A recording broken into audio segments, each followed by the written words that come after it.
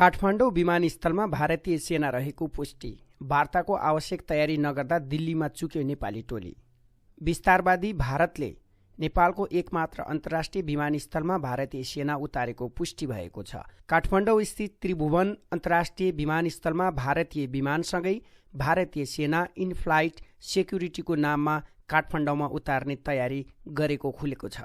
यसअघि नयाँ दिल्लीमा सम्पन्न भएको द्विपक्षीय वार्तामा दिल्लीको तर्फबाट नेपालको विमानस्थलमा भारतीय सेना आउने गरेको स्वीकार गर्दै काठमाडौँमा पार्किङ गरी बस्ने जहाजभित्र भारतीय सेना रातैभरि बस्ने गरेको पुष्टि भएको छ। भारतीय पक्षले वार्तामा काठमाडौँ स्थित भारतीय सेनालाई एक रात होटलमा बास मागेको भन्दै यसअघि चर्चा भएको थियो। काठमाडौँ स्थित अन्तर्राष्ट्रिय विमानस्थलमा बास बस्ने भारतीय जहाजभित्र सेना हुन सक्ने आशंका सहितको समाचार सबैभन्दा पहिले जनपार्टी अनलाइनले एक साप्ताहिक पत्रिकाबाट साभार गरेर प्रकाशित गरेको थियो। उक्त समाचार प्रकाशित भएसँगै राष्ट्रिय अन्तर्राष्ट्रिय रूपमा काठमाडौँमा बास बस्ने जहाजबारे चासो उत्पन्न भएको थियो। काठमाडौँमा बास बस्ने जहाजभित्र हाल भारतीय सेना रहेको भारतीय पक्षले स्वीकार गरेको कागजात नै फेला परेपछि प्रधानमन्त्री प्रचण्डमाथि राष्ट्रघात गरेको गम्भीर आरोप लागेको छ।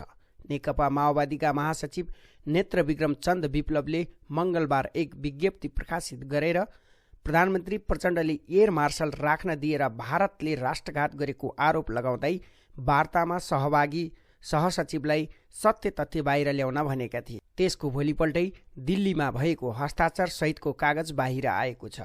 कागजमा भारतीय जहाजमा सेना चढेर आउने गरेको, सो मध्ये जेट एयरवेजलाई काठमाडौँमा राति बास बस्नु परेकोले सो समस्या हल गर्नको लागि भारतीय सेनालाई एक रात बास बस्न अनुमति माग गरिएको थियो।